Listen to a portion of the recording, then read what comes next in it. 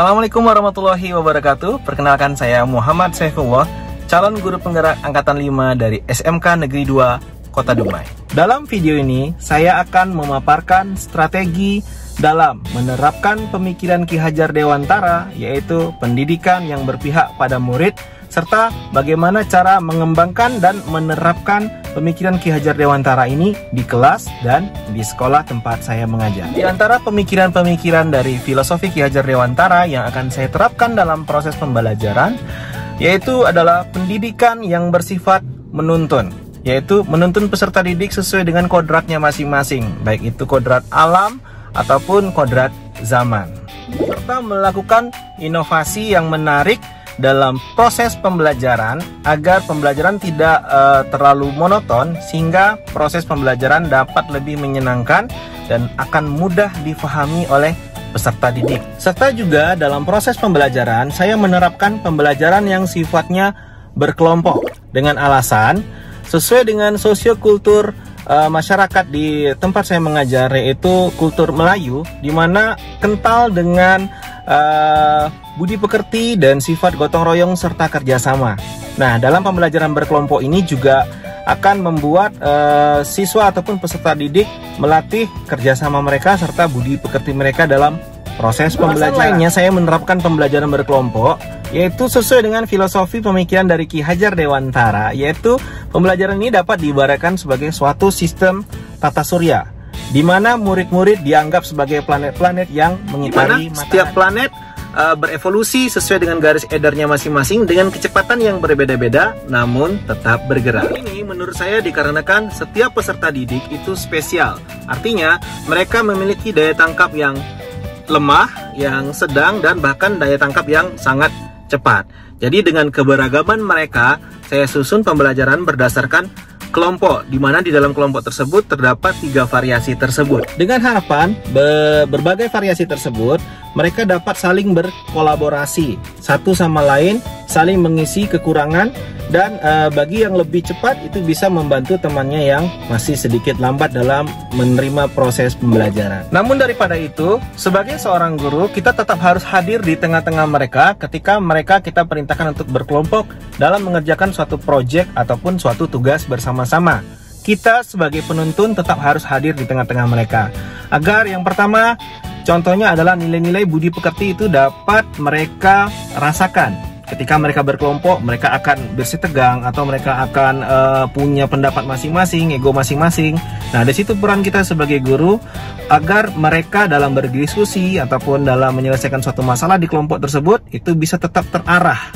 Kita sebagai penuntun agar mereka tidak ngomong sembarangan, ya ini termasuk ke dalam budi pekerti, ataupun ketika mereka sudah bersih tegang sama mereka ya, ataupun mereka sudah melakukan hal-hal yang artinya mereka berdebat seperti itu. Nah, kita harus hadir di tengah-tengahnya sebagai penuntun agar diskusi dalam kelompok tersebut itu menjadi lebih terarah. Kemudian dalam proses pembelajaran, saya juga mengambil filosofi dari Ki Hajar Dewantara, yaitu menuntun siswa ataupun mendidik siswa sesuai dengan kodrat zamannya. Nah, di sini dalam mata pelajaran saya, yaitu produk kreatif dan kewirausahaan, saya menginovasikan pembelajaran tersebut sesuai dengan zamannya saat ini, yaitu dalam mendesain produk-produk ataupun membuat kemasan dalam suatu produk, yaitu produknya beranjak ke era-era yang canggih sesuai dengan zaman mereka saat ini. Sebagai contoh, saya membuat project untuk mereka, yaitu membuat mesin pencuci tangan otomatis ya, karena di era pandemi. Ya, jadi mesin pencuci tangan otomatis, kemudian mesin hand sanitizer otomatis, atau bahkan ada tong sampah otomatis dan lain sebagainya. Intinya di sini saya bukan menekankan sistem elektroniknya atau yang lainnya, karena kebetulan yang saya ajar di sini adalah jurusan teknik komputer dan jaringan. Artinya sistem elektronik ataupun peralatan-peralatan yang saya sebutkan tadi itu merupakan bagian dari jurusan yang bukan jurusan mereka, artinya jurusan elektro atau jurusan yang lainnya. Tapi di dalam hal ini saya menekankan bukan kepada elektronikanya, tapi melainkan dalam mereka merancang ataupun mendesain sebuah produk, apa tujuan produk tersebut dibuat, bagaimana mengemasnya agar dapat dijual atau mungkin disenangi oleh pasar sesuai dengan zaman saat ini.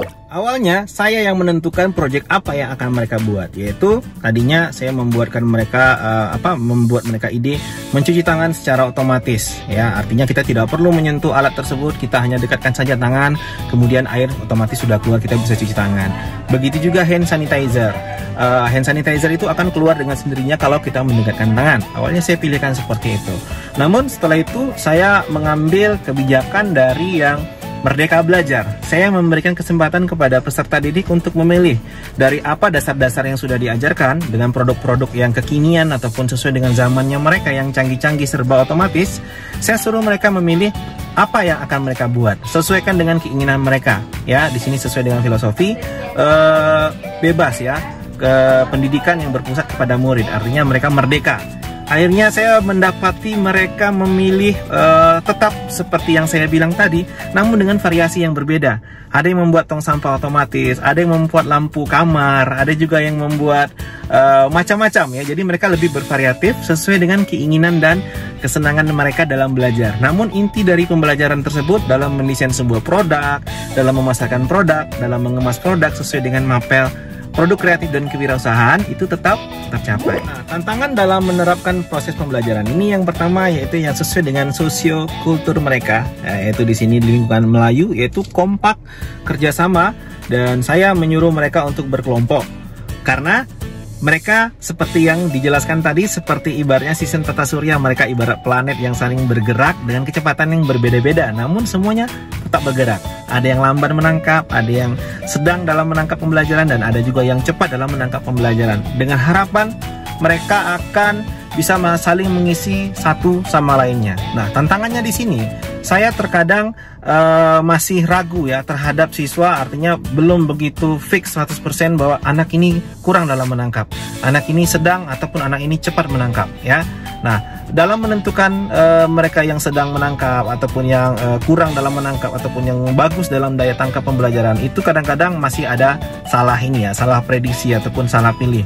Nah, inilah merupakan salah satu tantangan. Artinya saya harus lebih mendekatkan diri dengan peserta didik untuk dapat menilai mereka berada pada kategori yang mana, sehingga dalam pembagian kelompok itu saya bisa mendesain dengan adil dan seadil-adilnya. Sekian pemaparan yang bisa saya sampaikan dalam menyusun strategi pembelajaran yang sesuai dengan pemikiran Ki Hajar Dewantara, yaitu berpusat pada murid, pendidikan yang berpusat pada murid.